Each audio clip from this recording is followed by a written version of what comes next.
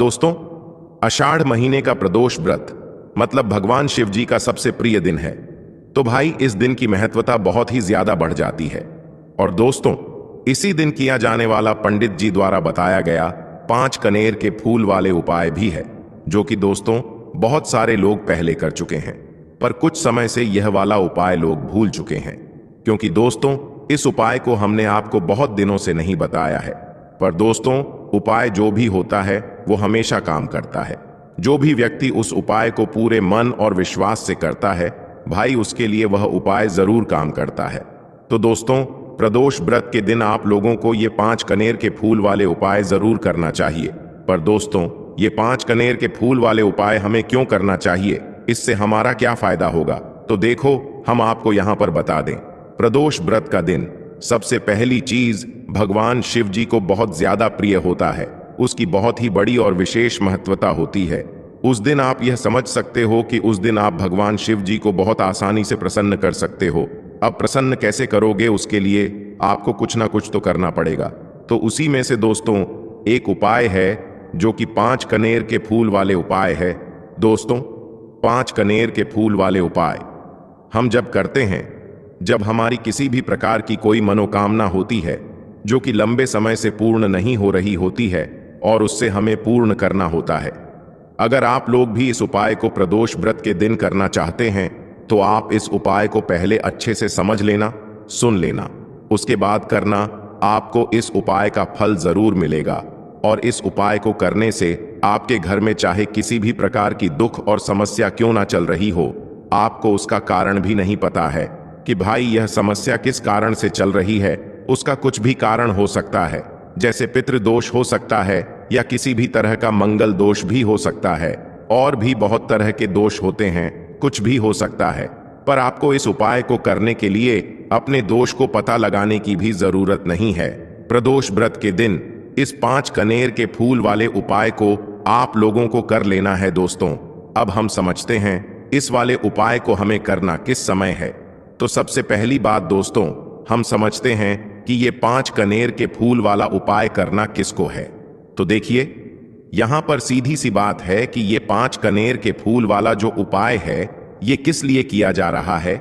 यह मनोकामना को पूर्ण करने के लिए किया जा रहा है, या आपके जीवन में जो दुख और परेशानियां हैं उनको दूर करने के लिए किया जा रहा है, या आपका कोई बड़ा काम है जो कि नहीं हो पा रहा है, आप उसके लिए इस उपाय को कर सकते हो।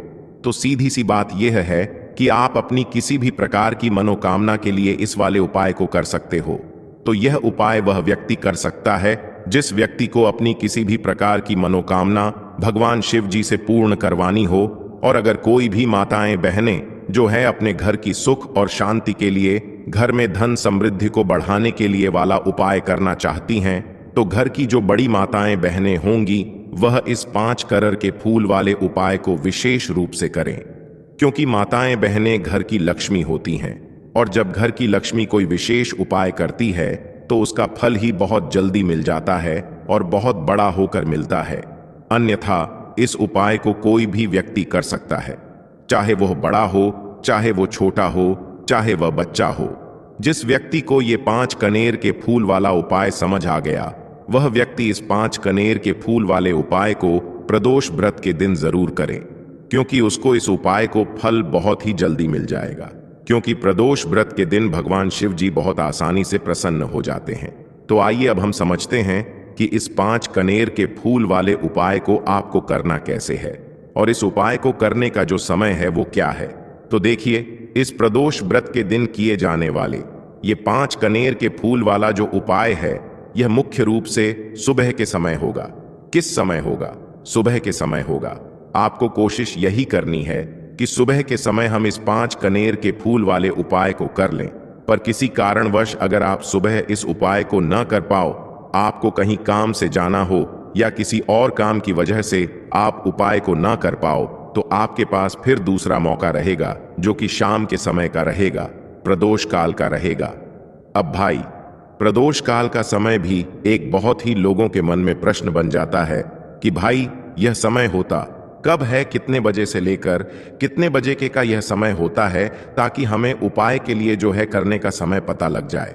तो हम आपको बता दें, प्रदोष काल का जो एक समय होता है, शाम का समय, वो होता है शाम के 6 बजे से लेकर शाम के 7 बजे के बीच का। इस समय के बीच में आप उपाय को करेंगे तो आपको उस उपाय का जरूर फल मिलेगा। तो शाम के 6 बजे से लेकर शाम के 7 बजे के बीच में आप लोग इस 5 कनेर की फूल वाले उपाय को कर सकते हो। तो भैया बहुत सारे लोग यहाँ पर ये प्रश्न भी जरूर करेंगे कि भाई हम तो नौकरी पे जाते हैं, हम अपनी ड्यूटी पे जाते हैं और आने में हमें देर हो जाती है, तो उस जगह पर हमें क्या करना चाहिए। तो देखिए, उन लोगों को भी टेंशन लेने की जरूरत नहीं है।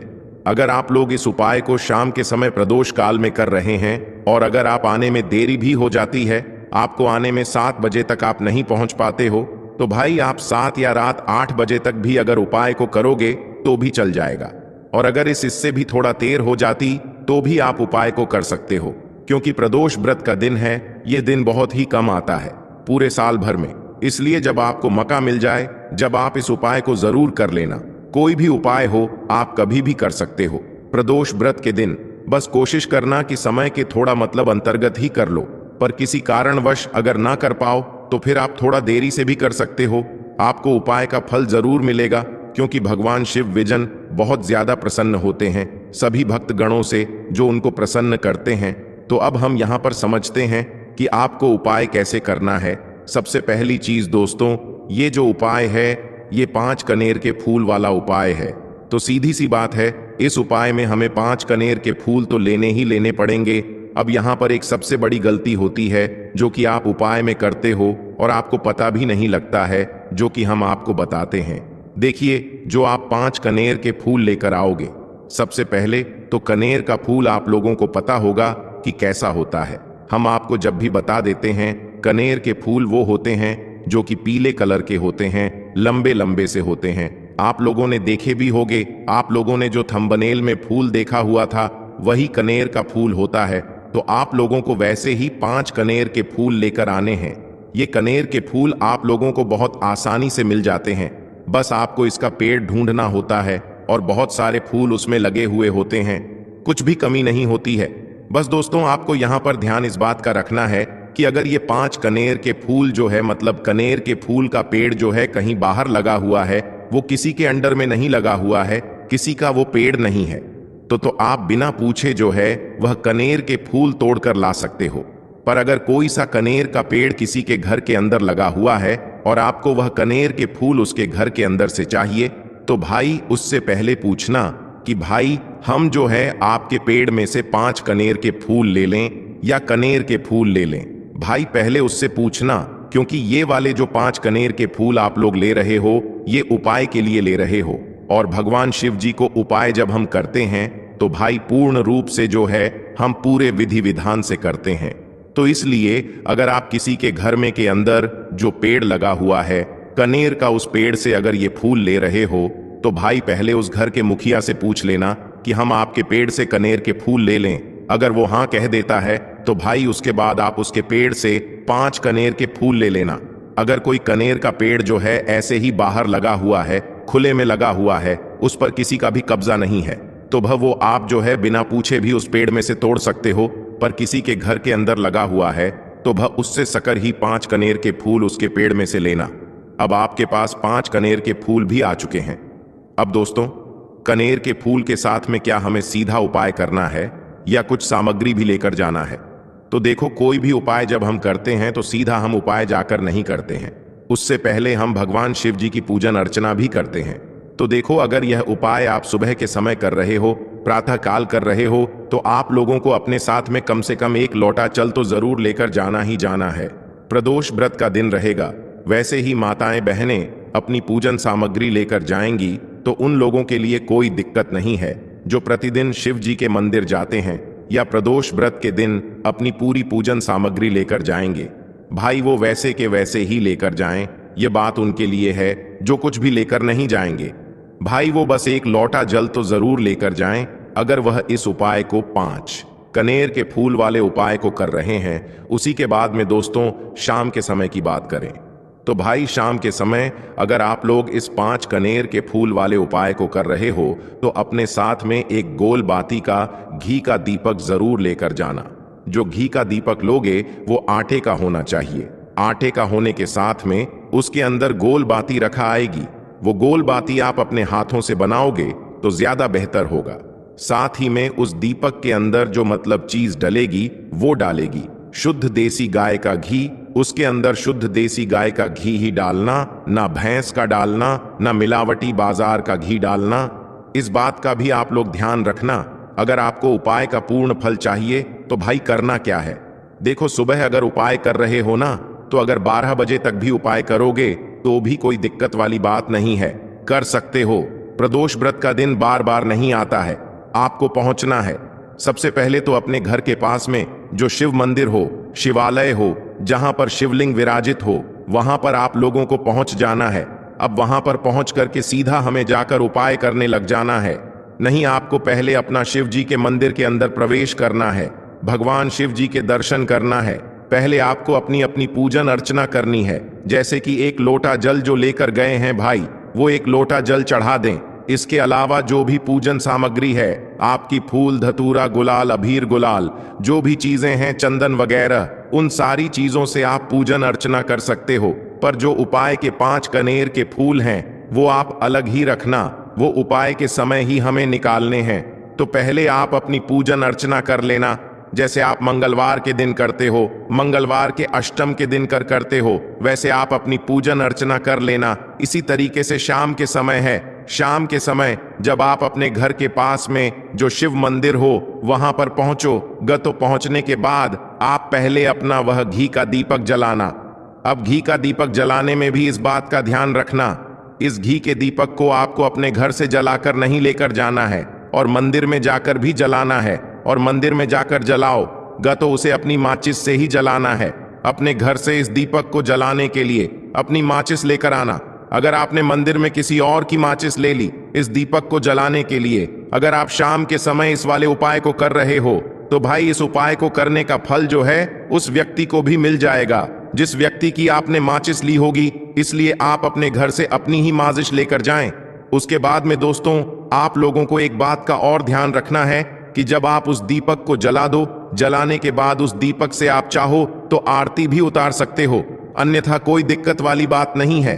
आप उस दीपक को भगवान शिव जी के इतने पास मत रखना कि भगवान शिव जी को आंज लगी, थोड़ी दूरी बनाकर ही जो है आप उस दीपक को जो है भगवान शिव जी के शिवलिंग के पास में रखना, क्योंकि अभी हम जो है भगवान शिव जी को प्रसन्न करने वाले हैं।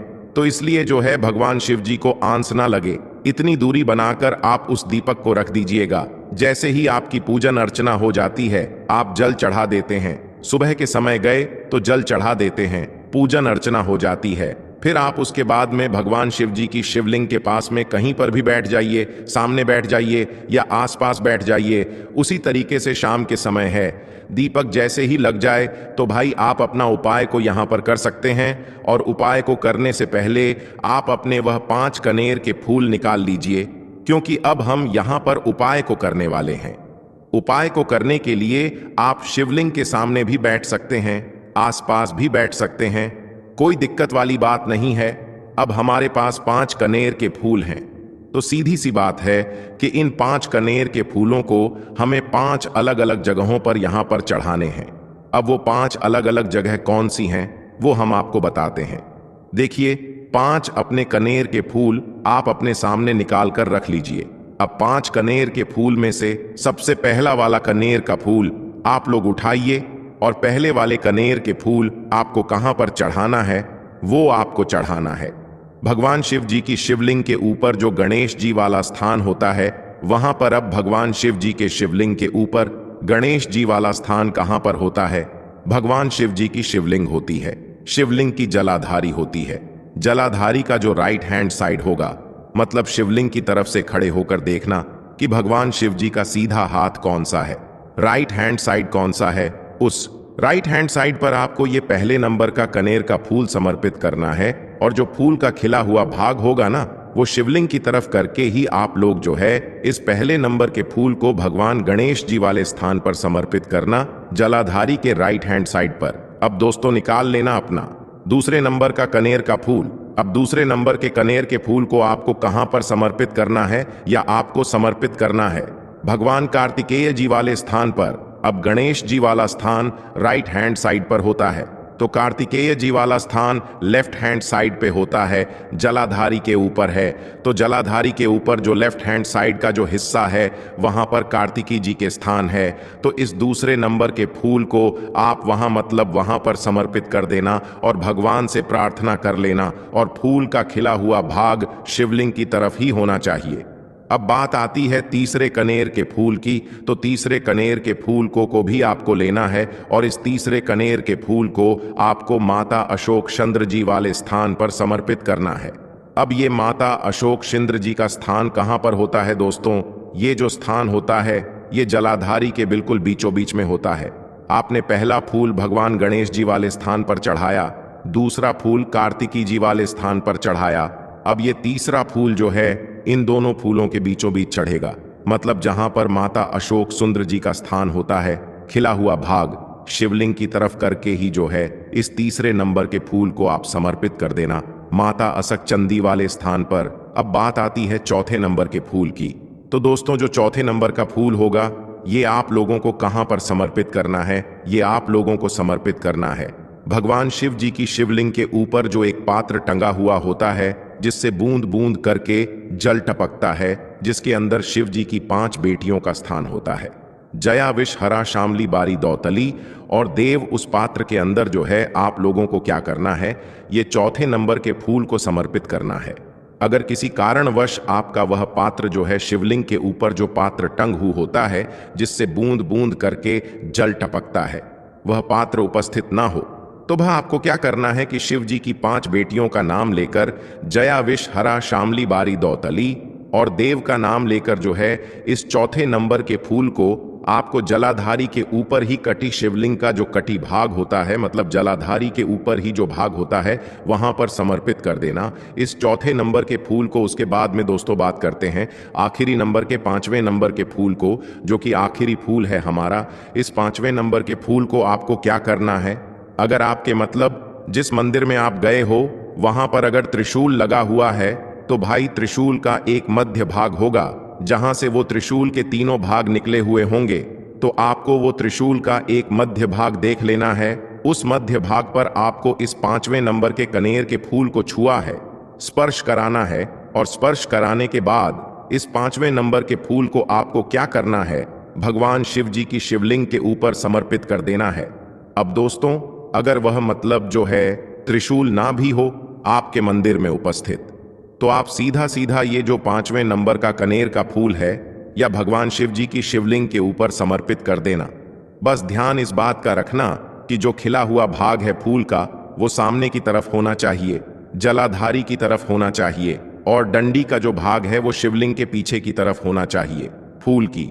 तो इस बात का आप लोगों को ध्यान रखना है। जैसे ही आप लोग को ये 5 फूल समर्पित कर देते हैं, वहीं पर भगवान शिव जी के शिवलिंग के पास में बैठकर जो है हाथ जोड़कर विनती कर कर अपनी वह मनोकामना बोलना जिस मनोकामना के लिए आप लोग यह वाला उपाय कर रहे हो, अपनी वह दुख और समस्या बोलना जिसके लिए आप लोग अपना ये वाला उपाय कर रहे हो। अपनी किसी भी एक मनोकामना के लिए ये वाला उपाय करना। तीसरे उपाय की जो कि तीसरा उपाय आपको बताने जा रहे हैं, यह उपाय भी हल्दी से जुड़ा हुआ है, और यह उपाय अगर आपने कर लिया तो आपकी कितनी भी बड़ी इच्छा हो, विश हो, मनोकामना हो, वह पूरी हो जाएगी जो आपको अभी तक अपने जीवन में मिला नहीं है। आप चाहते हैं कि मेरी इच्छा पूरी हो जाए, तो अपनी विश को पूरा करने के लिए, मनोकामना को पूरा करने के लिए यह तीसरा वाला उपाय आपको शुक्रवार के दिन करना है। करना क्या है? पीसी हुई फिर से आपको यहाँ पर हल्दी लेनी है, थोड़ा सा लेना है जल, और थोड़ा सा यहाँ पर आपको क्या करना है, जो जल लिया है उसी जल के अंदर इस पिसी हुई हल्दी को डालना है और अच्छे से घुमा लेना है, मिला लेना है। अब ये हल्दी वाला जो जल है इसका छिड़काव आपको अपने पूरे घर में शुक्रवार के दिन करना है, ठीक है ना? तो ये उपाय भी आप किसी भी टाइम कर सकते हो। वैसे तो कोशिश करें कि सुबह में कर लें, अगर टाइम नहीं है तो आप किसी भी टाइम इस उपाय को कर सकते हैं। तो देखिए हल्दी वाला जल का छिड़काव जब आप अपने घर में करते हैं तो इससे होता क्या है कि आपके घर में जो सकारात्मक ऊर्जा होती है, जो कि पॉजिटिव एनर्जी होती है, ये बहुत ज्यादा बढ़ जाती है। और जैसे ही आपके घर में सकारात्मक ऊर्जा बढ़ती है, पॉजिटिव एनर्जी बढ़ती है, आपके घर में धन की वर्षा होना शुरू हो जाती है, क्योंकि यहां पर आपसे श्री हरि विष्णु प्रसन्न हो जाते हैं और मां लक्ष्मी प्रसन्न हो जाती हैं। और जैसे ही यह दोनों प्रसन्न हुए, आप समझ लीजिए कि बिल्कुल आपके घर में निर्धनता और गरीबी रुकती नहीं है और रातों रात आप अपने जीवन में धनवान बन जाते हैं। बस पूरी सच्ची श्रद्धा के साथ आपको हल्दी वाले जल का छिड़काव करना है। आपको अपने मन में यह प्रार्थना करनी है श्री हरि विष्णु से, मां लक्ष्मी से, कि मेरे घर में धन की वर्षा हो और मैं अपने जीवन में धनवान बनता चला जाऊं, इतना कह देना। और यह जो हल्दी वाला जल है, इसका छिड़काव अपने घर में कर देना। फिर देखना रातों रात आपके जीवन में कैसे चमत्कार होता है। तो आषाढ़ महीने का किसी भी शुक्रवार के दिन यह उपाय आप कर सकते हैं। और यह उपाय आपको कितनी बार करना है? सिर्फ और सिर्फ 2 गुरुवार करना है।